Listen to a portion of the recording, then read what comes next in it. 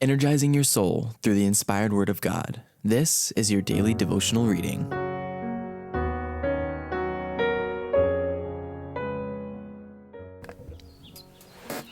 Our Daily Bread, John Wycliffe, February 15th.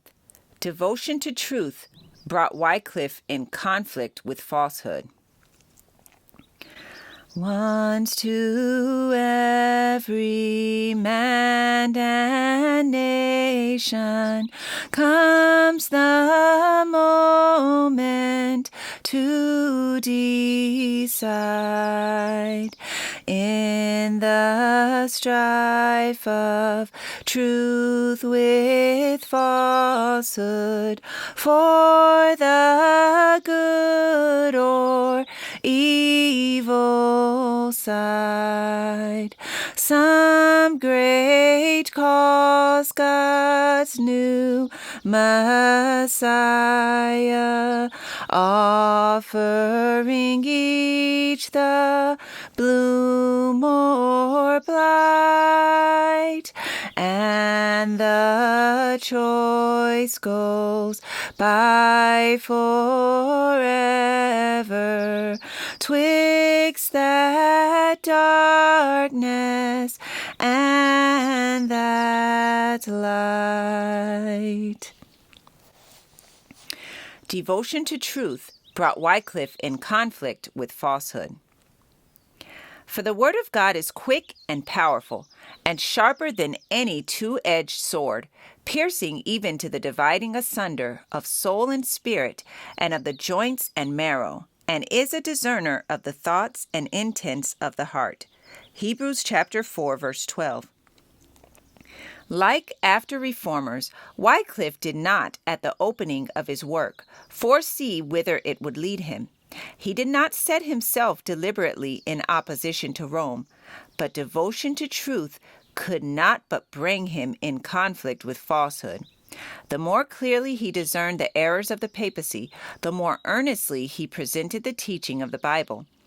He saw that Rome had forsaken the word of God for human tradition. He fearlessly accused the priesthood of having banished the scriptures and demanded that the Bible be restored to the people and that its authority be again established in the church. He was an able and earnest teacher and an eloquent preacher, and his daily life was a demonstration of the truths he preached. His knowledge of the scriptures, the force of his reasoning, the purity of his life, and his unbending courage and integrity won for him general esteem and confidence. Many of the people had become dissatisfied with their former faith as they saw the iniquity that prevailed in the Roman Church, and they hailed with unconcealed joy the truths brought to view by Wycliffe. But the papal leaders were filled with rage when they perceived that this reformer was gaining an influence greater than their own. Wycliffe was a keen detector of error, and he struck fearlessly against many of the abuses sanctioned by the authority of Rome.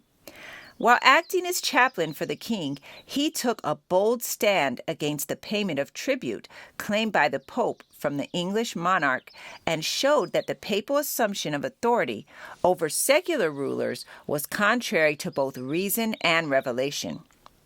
The demands of the Pope had excited great indignation, and Wycliffe's teachings exerted an influence upon the leading minds of the nation. The king and the nobles united in denying the pontiff's claim to temporal authority and in refusing the payment of the tribute. Thus, an effectual blow was struck against the papal supremacy. In England, another evil against which the reformer waged long and resolute battle was the institution of the orders of mendicant friars. These friars swarmed in England, casting a blight upon the greatness and prosperity of the nation. Industry, education, morals, all felt the withering influence. The monk's life of idleness and beggary was not only a heavy drain upon the resources of the people, but it brought useful labor into contempt. The youth were demoralized and corrupted. By the influence of the friars, many were induced to enter a cloister and devote themselves to a monastic life, and this not only without the consent of their parents, but even without their knowledge and contrary to their commands. One of the early fathers of the Roman Church, urging the claims of monasticism above the obligations of filial love and duty, had declared, "Though thy father should lie before thy door weeping and lamenting, and thy mother should show the body that bore thee, and the breast that nursed thee, see that thou trample them underfoot, and go onward straightway to Christ."